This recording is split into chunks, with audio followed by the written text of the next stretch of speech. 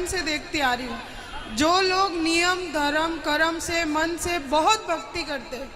कर्म अच्छे करता था फिर भी लातें खाता था, रावण लात मार के निकालता था, उसके कर्म का भी उसे दंड मिला, पर भगवान की भक्ति जो की उस भक्ति का भी फल, कर्मों का फल यदि मिलता है तो भक्ति का फल भी मिलता है। थोड़ा सा देर है, विभीषण को भक्ति का फल मिला।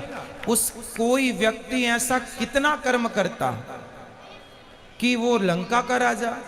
भगवान कर्मों के फल को नहीं देखते कि तुमने भक्ति हमारी कितनी की। जब भक्त शरण में चला जाता है तो भगवान भूल जाते हैं कि कितना बड़ा पापी और पतित है, उठा करके राज सिंहासन पर बिठा देते हैं। दूसरा सुग्रीव, सुग्रीव भी लातें खाता था भाई की, दर दर की ठोकर खाता था, उठा के बिठा दिया।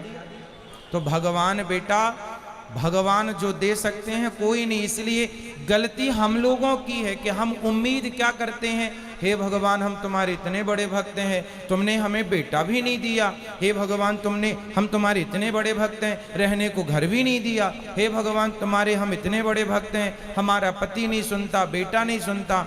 भगवान की भक्ति का मतलब ये नहीं कि तुम्हारा बेटा सुने, तुम्हारी बेटी सुने, तुम्हारा घर बन जाए। जो भाग्य, सुदामा ने सारी जिंदगी गरीबी देखी है, क्या सुदामा से बड़े भक्त आप और हम हैं? क्या हो सकते हैं? नहीं, लेकिन सुदामा से ज्यादा हमारी शिकायतें हैं। सुदामा की तो एक भी नहीं थी, सारी जिंदगी भीख मांगकर गुजारा किया, सारी जिंदगी भगवान की भक्ति की, और मांगने नहीं गए, 4 मुट्ठी चावल अपनी हैसियत के अनुसार देने गए।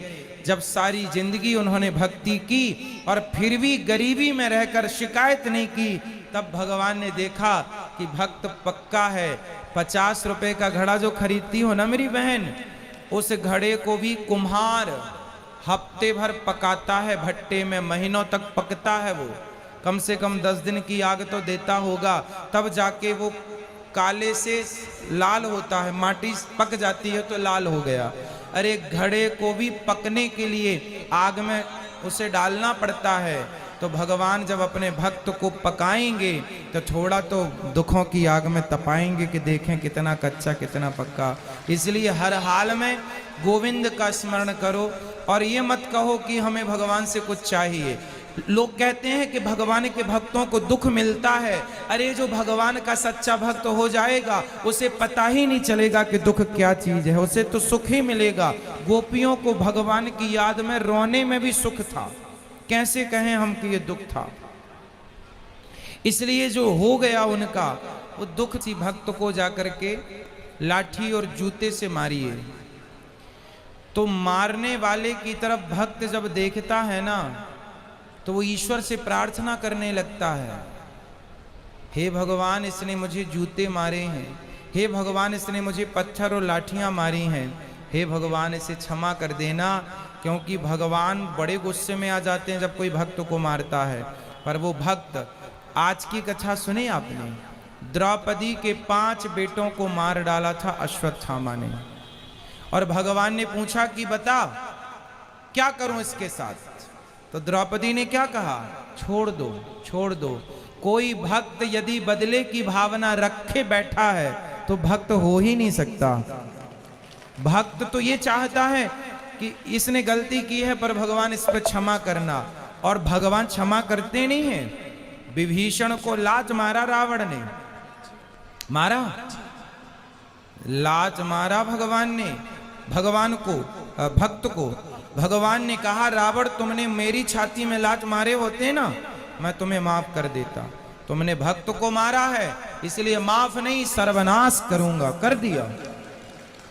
एक बात बताओ कि जब तक रावण ने विभीषण को लात नहीं मारा तब तक राम जी ने लंका में एक भी बाण छोड़ा हो, एक भी नुकसान किया हो लंका का, तो मुझे बताओ। रावण ने सीता मां को चुराया, जयंत ने सीता मां के चरणों में चोंच मारी थी तो बाण छोड़ दिया था, त्रैलोक्य में जयंत को बचाने वाला नहीं मिला, चरणों में चोंच मारी थी केवल, और रावण तो पूरी सीता उठा कर ले गया। तो क्या राम जी बाण वहीं से बैठे बैठे ना मार देते, रावण तो मर जाता।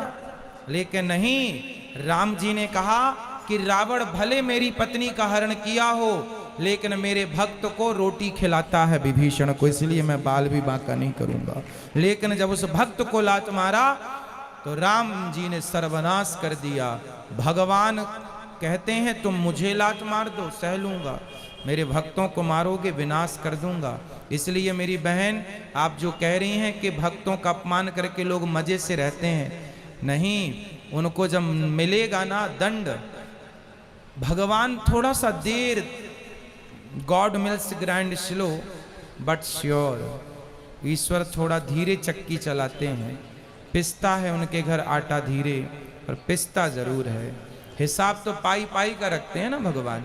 जब देंगे ना तो खूब नानी याद आएगी। और आप ये मत सोचो जैसे आप भक्त हो और मैंने आज आपको अपमानित किया, आपको मारा मैंने, तो आप तो भक्त हैं, आप तो मेरे से कोई ना कुछ ना कहेंगे, और मैं तो मौत से रह रहा हूं। लेकिन मेरे जीवन के आखिरी तक और जो अगला जन्म होगा, वो सारे जन्म में इस जन्म का ये दंड भोगना पड़ेगा। कोई अंधा है, कोई लंगड़ा है, कोई बहरा है, क्यों है? कर्मों के किसी जन्म का तो हिसाब चुक रहा है ये। क्यों लोग घिसट घिसट के चल रहे हैं? क्यों चप्पल पांव में ना पहन के हाथ में पहनना पड़ रहा है?